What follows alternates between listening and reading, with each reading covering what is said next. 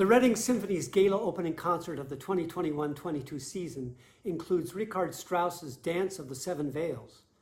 Here's a little tidbit about the music. "Richard, go compose," Pauline Strauss would yell.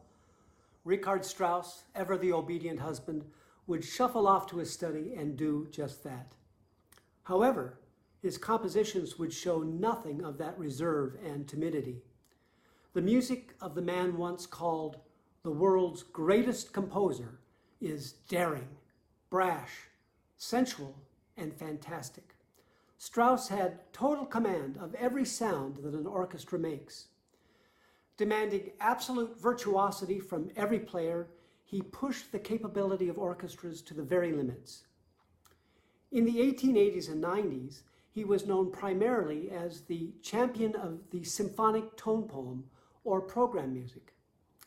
He wrote a series of tone poems on diverse subjects, from Shakespeare's Macbeth to Cervantes' comic character Don Quixote, from the struggles and visions of a dying man in Death and Transfiguration to himself in A Hero's Life. Exhausting the form, Strauss then turned to opera. He saw a German production of Oscar Wilde's scandalous Salome in 1903 and immediately decided to set it as an opera. The work premiered 2 years later. Like Wilde's play, Strauss's opera shocked the audience. It tells the biblical tale of the beheading of John the Baptist by King Herod, given in return for a dance by Salome, the daughter of Herodias, the wife of Herod's murdered brother. This is the Dance of the Seven Veils on tonight's program. But it goes far beyond the Bible, emphasizing Salome's sensual love for John the Baptist. Combining a biblical subject with overt eroticism was a bridge too far for many.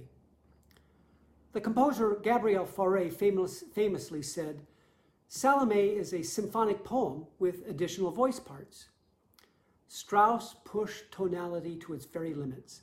At the climax of the opera, when Salome kisses the severed head of John the Baptist, he wrote an epic-making dissonance, what was called the most sickening chord in all opera, and the quintessence of decadence. Camille Saint-Saëns, the composer of another dance on tonight's concert, describes Salome this way: "From time to time, the cruelest discords are succeeded by exquisite suavities that caress the ear with delight." The Reading Symphony welcomes Renée Fleming to the stage for the opening concert of its 2021-22 season. The big piece on the program is Richard Strauss's Four Last Songs. Richard Strauss spent a couple of decades in his youth writing symphonic tone poems, and then another 30 years writing operas. By the time he was 70, he'd had enough of being in the spotlight. He withdrew to his villa in the Bavarian Alps, where he stayed throughout World War II. In 1945, he and his wife Pauline moved to Switzerland. Strauss turned to introspection and contemplation.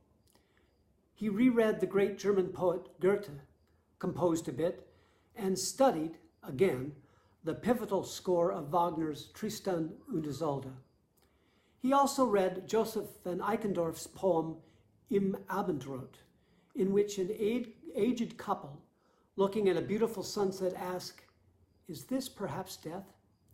Finding that it resonated so well with his current situation, he composed a setting of the poem for high voice and orchestra. But before he finished it, a friend sent him a book of poems by Hermann Hesse. In it, Strauss found more poems that matched his mood and finished 3 before his death in 1949. Each of the poems deal with an image of transformation from one state to another: springtime, autumn, sleep, and sunset. Strauss quotes his own tone poem, Death and Transfiguration, at the end of the final song, Im Abendrot. In Death and Transfiguration, Strauss seems to be resigned to death, clinging to a hope that in death we will experience a transfiguration. The 4 last songs offer a more comfortable, natural view of the end of life, neither mourning nor celebrating, but merely accepting. The music is consummately Strauss. The orchestration is imaginative and evocative. The melodies, which sometimes float, sometimes soar, are among his most beautiful. "I work on melodies for a very long time," he once wrote. "What matters is not the beginning of the melody, but its continuation, its development into a perfect melodic shape."